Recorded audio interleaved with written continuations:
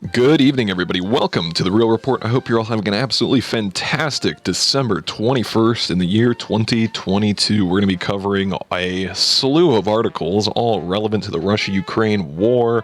We've got a good one, so stick around. Russian branches in Belarus are heading towards the border with Ukraine. I'm going to be mostly just plowing through the headlines because there's a lot of articles. This is probably news that, well, you probably aren't aware of happening, all the current events in just the last 48 hours for the most part. Conquest of Crimea has started, Zelensky says, as they're doing recon and scouting out, saying it is possible for them to strike into the heart of Crimea. And in fact, the conquest has started in people's heads, and that's very important. And in case you aren't aware, Zelensky is, of course, in the United States right now, begging for more money, as his wife spent, $40,000 on a shopping spree in France. So they are openly mocking us. Anyways, Merchant of Death visits occupied Ukraine. WNBA reveals Griner was paid full salary while locked up. So, certainly glad we got him back into the United States and let the Merchant of Death free. Back to do what he does best. EU reaches gas price cap agreement, angering Russia, which of course Russia has said previously if anybody tries to cap the price of energy, then they simply aren't going to export to them. And I don't know if you saw the other major Russian pipeline to Europe went kablooey the other day, so I still need to read up quite a bit on that. Russian oil exports collapsed more than 50%. As Exxon shuns tankers that hauled Russian crude. All of Russia's seaborne crude shipments collapsed in the first full week of the G7 sanctions targeting Moscow's petroleum revenues. To put that in perspective, total volume shipped from the nation dropped by 1.86 million barrels a day, or 54%, to only 1.6 million. I'm sure that's going to bode well for the ongoing energy crisis. Explosion rips through Russian gas pipeline supplying Europe. Blast in section of the pipeline in western Russia kills 3 people, but Russian officials say it will not impact gas exports to the EU. I don't know about that one. U.S. and Iran clash over Russia using Iran drones in Ukraine. As again, I've been mocking this entire interaction for months and months over the fact that we accuse them of doing it. They simply say they're not, and then they said, well, they weren't meant for the war. And now, of course, cat's out of the bag, and even those with an IQ above 7 know that the Iranians are supplying suicide drones that are killing Ukrainians in the war, which we've known for months, but it's funny that the meeting for the meeting about the meeting has now concluded. What we've known is indeed the reality.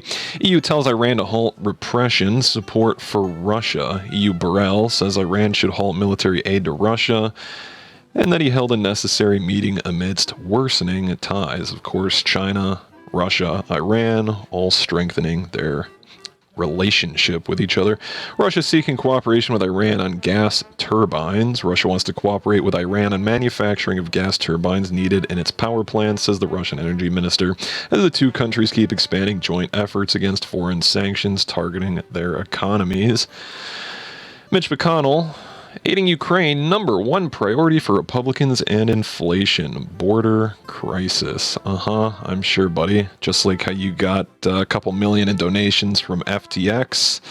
Wink, wink, nudge, nudge. McConnell made his claim that Ukraine aid as the $1.7 trillion omnibus bill included $45 billion in military and economic aid for Ukraine. This is billions more than $37 billion Biden requested in an omnibus spending bill previously. So, oh heck, why not let the printer do what it does best and let inflation rampage even higher? It's all make-believe numbers anyway. The real question, though, is why we pay taxes. 1 killed in Ukrainian shelling of Russia's Belgorod region. Ukraine attempted decapitation strike of Russia's top general, which normally is nothing new, except for the fact the United States tried to stop it, yet they went through with it. And a lengthy, wide-ranging New York Times assessment of Putin's war, detailing the last 10 months of how a walk in the park became a catastrophe for Russia. The story is subheaded includes a particular bombshell buried deep within the narrative which has yet to be subject of widespread reporting. U.S. officials cited the report saying Ukraine's military and intelligence attempted to assassinate General Valery Gerasimov, chief of the General Staff of the Russian Armed Forces, even after American officials urged against such a brazen action of unpredictable consequences. What is that? Actions have consequences, and we are really trying to find out what those consequences are via Russian retaliation. And Kremlin, U.S., and Russia on the brink of a direct clash in Ukraine, especially after we just sent Patriot missiles over. It's in the U.S.'s desire to maintain American on the brink of direct clash, dangerous and short-sighted policy. Of course, Putin made a rare state visit to neighboring Belarus and growing fears that Belarusian armed forces could enter fighting in Ukraine, which of course they're lining up on the border. And I've actually been a little surprised they haven't joined the fold for the last 3 months or so. CIA ahead, Russia looking to support Iran, posing threat to U.S. allies in the Middle East. Of course they're looking to support Iran. They're now one of their biggest customers. Ukraine preparing for Russia to invade from north, top commander says, which we know they want to strike at Kiev. And a Biden official recently told members of Congress that Ukraine has the military capacity to take back Crimea, which I just covered. U.S. infantry unit arrives in Estonia. United States Infantry Company arrived in Tara Base in Voru this week as part of the deployment to train and serve with the 2nd Infantry Brigade of the Estonian Defense Forces, the EDF. So we've got more troops on the ground, very close to the conflict. Poland warned as Belarusian tanks move into combat readiness near the border amid ongoing war. So of course, close to Poland. On top of everything else, we've got a lot of tanks and soldiers there as well. Russian state television speaks of important announcement by Putin, which this was of course a couple days ago. I'm not entirely sure what that was about, so I'm looking into that, but I assume it's to do with the meeting in Belarus.